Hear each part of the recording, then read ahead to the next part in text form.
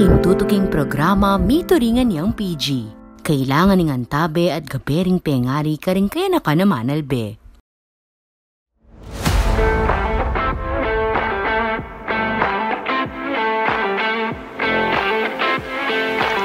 Nano mong ayang pangmuking balen?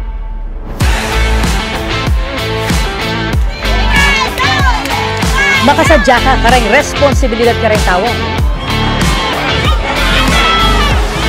Direkta king pisasabyan, diretso king kandidato. Rekta mismo.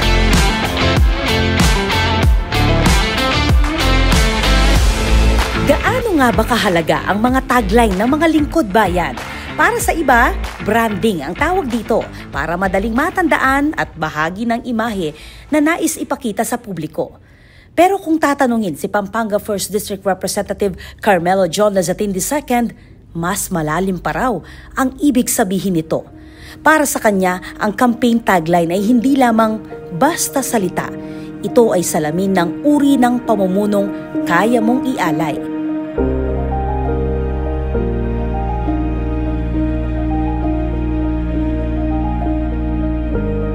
Sa aking panayam kay John, inalala niya ang kwento ng kanilang pamilya.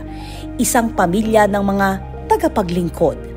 Nagsimula raw ang lahat sa kanyang lolo, si Rafael Antonio Laksamana Lazatin o mas kilala sa tawag na Lolo Feleng. Noong dekada 50, si Lolo Feleng naging gobernador ng Pampanga.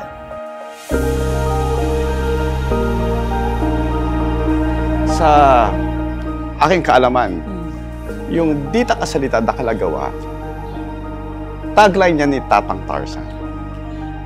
Yung kay Lolo is heart, puso. Yung heart na may L, yan ang pinakasimbolo ni Lolo Peleng. So yung kay Tatang Tarzan, yung Dita Kasalita da Kalagawa, pare-pareho po kasi kami nila Tatang Tarzan, hindi kami masalita.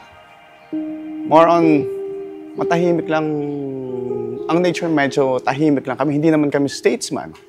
Hindi rin kami talaga ganun kagaling magsalita kumpara sa iba. So, ang naisip lang namin, hindi mo naman kailangan magsalita ng napakarami. Tingin namin laging nasa gawa. So, ang emphasis lagi kung anong ang nagagawa mo para pakinabangan ng Angeleño o ng distrito, yun ang susi para mas matulungan mo mismo ang iyong distrito or ang iyong bayan. Para kay John Lazatin, hindi lang ito simbolo ng apelyido. Simbolo raw ito ng pagmamalasakit.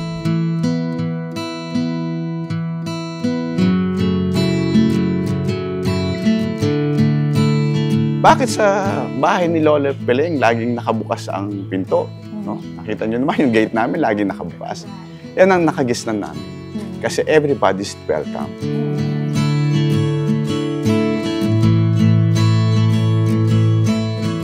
Sumunod sa matandang Lazatin, ang ama ni John, si Carmelo Tarzan Lazatin Sr., dating kinatawan ng 1st District ng Pampanga at naging mayor ng Angeles City. Siya ang unang gumamit ng katagang Dita Kasalita da Kalagawa. Tahimik man at hindi pala salita, pero para kay John, ang mga lansangan, paaralan at ospital na naipatayo sa loob ng halos 9 na taon sa Kongreso ang nagsasalita sa kanyang serbisyo. Para nang sa ganon, kung naging parte ako ng buhay ng nakakarami dito sa Angeles City, sila na ang magsasalita para sa akin.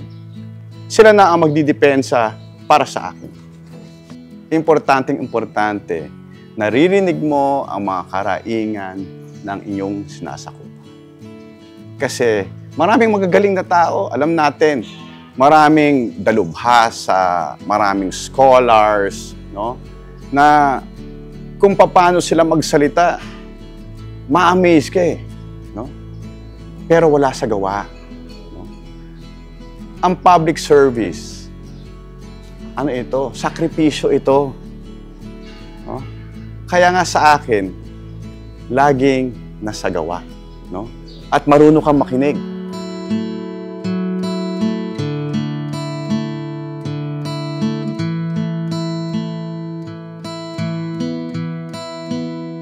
Mula sa libreng gamot, programang pang-edukasyon, infrastruktura at iba pa hanggang sa ayudang diretsang na ibababa sa mga barangay.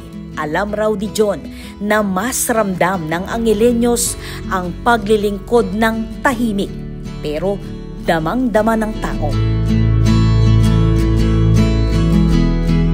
Nakahanap ka ng assistance pag titingnan natin sa mga kakailangan nila babayarin sa hospital. So kung nakakagawa ka ng programa, natutulungan mo sila. Hindi mo naman kailangan na magsalita eh. Ito mga programang to ang magsasalita para sa'yo. No? Katulad ng mga proyektong na ibababa natin. Hindi naman kailangan mo magsalita na itong gagawin ko eh. Kailangan mo umikot sa buong distrito. Tingnan mo kung ano yung mga kakulangan. Titingnan mo kung anong pakikinabangan ng mga tao na magagamit na hanggang-hangga. Kasi kailangan ang mga programa natin, hindi lamang panandalian, hindi lamang dahil nakikita lang ng tao, kundi mararamdaman nila yung mga proyekto ito na matagal nilang tatangkilikin, hindi lamang panandalian.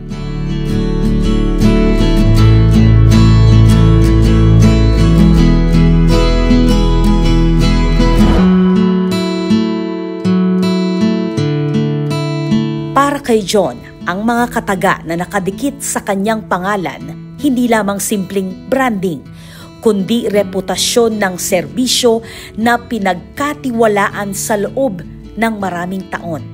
Ang kanya raw kampanya, nakasentro sa puso. Nakakataba ng puso na naririnig mo sa kanila, panahon pa ni Lolo Peleng. Yung naitulong ni Lolo Peleng sa pamilya nila. Yan ang kinikwento nila sa akin. Kaya minsan pag nakikita niyo ako, lumilingon ako. No? Makikinig ako sa sinasabi ng mga elders natin, yung mga magulang natin o lolas natin. No? Binabanggit nila, kilala namin si Lolo Peleng. Napag-aral ako ni Lolo Peleng, natulungan ako ni Lolo Peleng. So parang kinikilabutan ako pag binubulong nila sa akin yun, siyempre nakakataba ng puso at nagsisilbing inspirasyon para sa amin. No? Na naging parte kami, yung pamilya namin, ng buhay nila. Kailangan ipagpatuloy namin ang mga programa ni Lolo Peleng, ni Tatang Tarzan. Dahil siyempre, eto, binibigyan mo sila lagi ng pag-asa.